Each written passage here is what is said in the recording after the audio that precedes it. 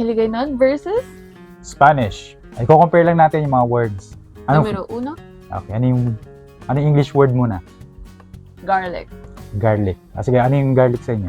Sulat mo. Tapos sa red ko lalagay yung Spanish. Wait. Okay. Then sa Spanish,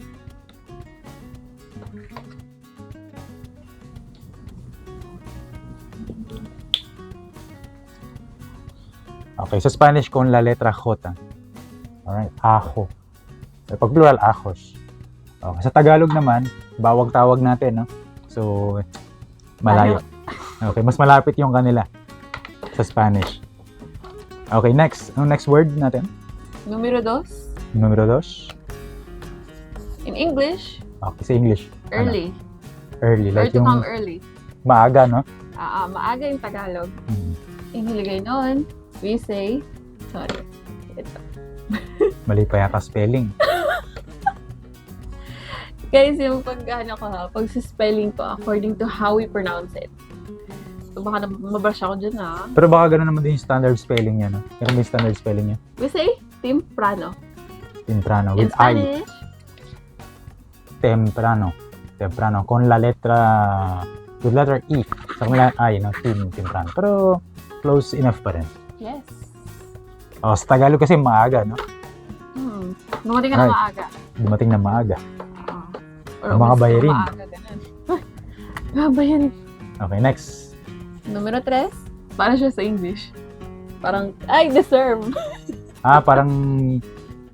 Parang buti nga sa Tagalog. Buti nga Buti sa nga Tagalog. sa- In Hiligaynon, we say, Pero kailan yung sinasabi yan? parang yun nga, deserve. Parang nakita namin yung, Let's say may ginawa sa'yo masama, tapos may Oo. nangyari sa kanya tapos masama. may nangyari sa kanya masama, parang karma. Ay, Merise! So sa Spanish, siguro ang close dito na, no? Ilalagay ko na yung... actually, parang malapit siya dun sa conjugated verb.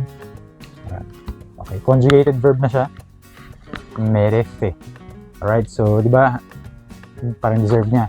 Okay, sa Spanish naman, yung translation sa English, he or she deserves. Okay, from the verb merecer to deserve. Okay, sa Tagalog, parang buti nga. No?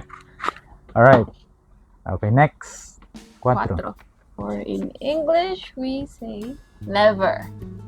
Never. In Hiligaynon, we say, Never. Okay. nunca. Oh, ganyan pala spelling niya, no? Nunca mo ihambal na sa akin. Ano yun? Never mo sasabihin yun sa akin. Okay. In Spanish, pero ganun, Same but different. ganun din yung sound, nunca. With letter C.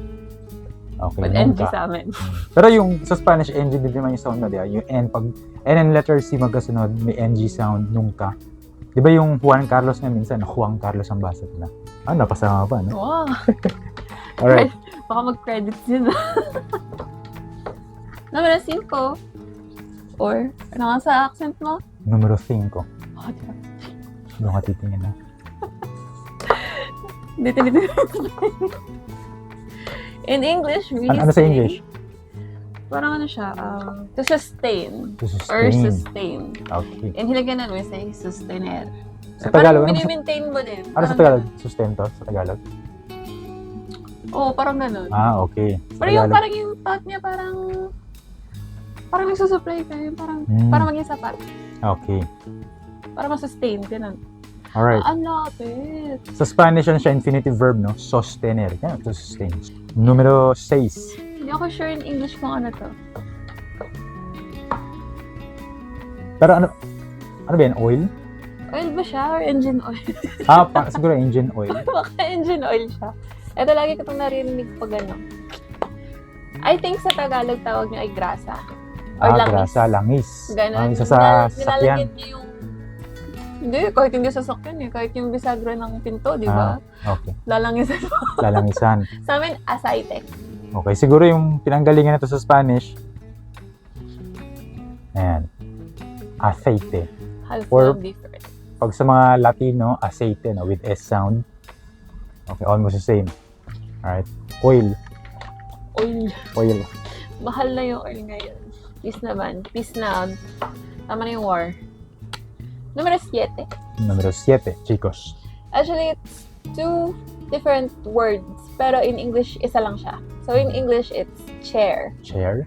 Chair. So, the first one, Upuan sa Tagalog, no? yeah, upuan sa Tagalog. So, yung upuan na first term is, sa amin ay, ito yung ano ng upuan. Parang, ano ang tawag yun? Yung Pulongkuan. yung legit na hiligay na walang influence ng Spanish.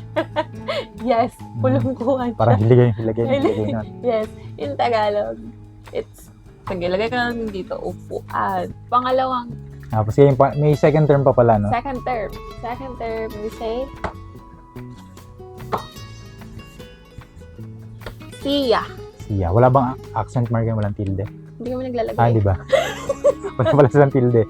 Pero the way we say it, it's siya. Okay. Alright, sa Spanish, same pronunciation and different spelling. Okay, Sia. S-E-I-L-L-A. Double L. Sia. Diba pag Tagalog, Silya? Okay. Pero actually, yung old pronunciation is Silya eh. Pero yung modern pronunciation, Sia o Sija. Okay, Sia. Okay, next word. I think in English, it's week. As in week. Week long. Ganun. In nilagay doon, we say, semana. Semana, week. Parang meron din sa Tagalog, parang Semana Santa. Pero in general, linggo lang tawag natin. doon. Linggo kayo. Okay, linggo. Isang linggo, dalawang linggo. Actually, wala kaming linggo. Yung linggo sa amin ay Domingo. So, sa Tagalog, linggo eh. Okay, pero ito. Ayan, Sese. no difference. Semana. Semana. Semana. Okay, next word. English muna. Ano yung English? In English, okay. Number 9. Okay, numero 9. 9. We say 100. As in yung 100 na ube na bill. Sa amin ay okay, sige, pakita mo nga. Shin. Akala ko nga yung Shein. It's Shin. Shein, okay. 100 yan, ha? Shin to 20, Shin to 30. Pero pag 100 lang, Shin. Alright. Espanyol, 100. 100. So, Espanya, no? Pero pag mga Latino, S sound, 100. Okay. As Tagalog, parang Shen, no? Shen. Oo. Sandaan eh. Commonly, 100 pala, no? Sandaan. Pero pag yung 101 beyond, sa pala yung 120, 20 pala pag Tagalog din. Next. Right, next. Yan. Number 10. We're down to our last. Okay, last. For this part 1. Okay, may part 2 pala to, chicos, sa panoorin nyo. So, the last word Last is understand. Or do you understand? Parang ganun. Okay. Parang sa Tagalog, naintindihan mo ba? Naiintindihan mo ba? In Hiligay nun, we say, entiende. Or intindi.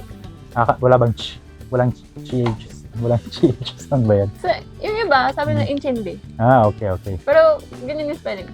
Most of the time. Like to parang, do you understand? Intiendes? Okay. Parang ganun. Sa Spanish, edi kung ganun, ano yun? Question yun, di ba? Parang ganun. Pero parang, naiintindihan mo ba? Kasi pag sasabihin namin naiintindihan ko, kaintindi ko. Okay, sa Spanish, chicos, ¿entiendes? ¿Entiendes? Okay, ganyan spelling. ¿Entiendes? Okay, pag formal naman, tanggalin mo lang yung S. No? Alright, so may S siya, like, do you understand? Okay, so conjugated siya sa second person singular. Okay, sa kanila, ganun. Hi. Please like and subscribe for more content. Kita ay taliwat sa part 2. Nos vemos en la segunda parte.